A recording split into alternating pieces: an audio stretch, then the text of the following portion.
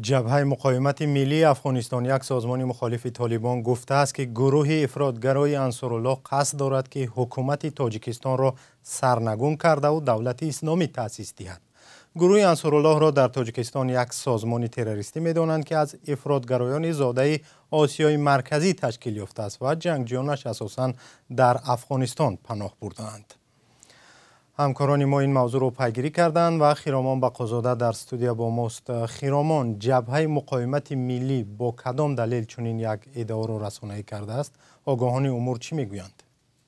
مومن علی میثم نظری سخنگوی جبهه مقاومت ملی هفته گذشته در شبکه ایکس با نشر نوار ادعا کرده است که انصارالله با استفاده از پرچم داعش ولی با حمایت طالبان و القاعده میخواهند حکومت را در تاجیکستان سرنگون کنند. در این ویدیو هم دیده می شود که دو جنگجوی انصارالله زیر پرچم داعش نقاب بروی و با لهجه تاجیکی دعوا دارند که در تاجیکستان گویا حکومت اسلامی برپا میکنند.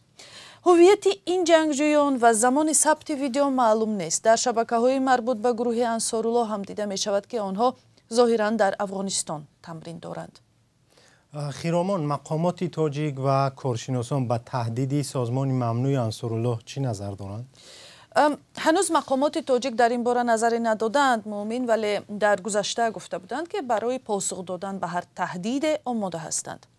کارشناسان نظری مختلف دارند، از جمله یک کارشناس از تاجیکستان که نخواست نامش را ذکر کنیم به ما گفت انصارالله از نگاه ایدئولوژی و ظرفیت نظامی توانایی برانداختن نظام و یا حمله به تاجیکستان را ندارد و نشر نوارها یک کار تبلیغاتی یا فشار روانی است. این نوارها به گفته او زمان پیدا شدند که محمد اسیم ملک رهبر خدمات اکتشافی پاکستان با امام علی رحمان رئیس جمهوری تاجیکستان در دوشنبه ملاقات کرد. مناسبت پاکستان و افغانستان حالا خوب نیست و به اندیشه کارشناس طالبان با نشر نوارها میخواهند از این راه به تاجیکستان فشار آورند که با پاکستان همکاری نکند.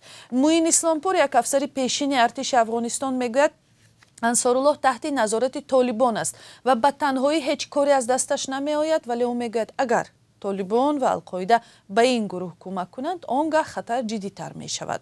به تنهایی به گفته کارشناس این گروه می تواند خرابکاری مثل عملیات تروریستی انجام دهد یا بیشتر کارهای فکری و تبلیغاتی کند.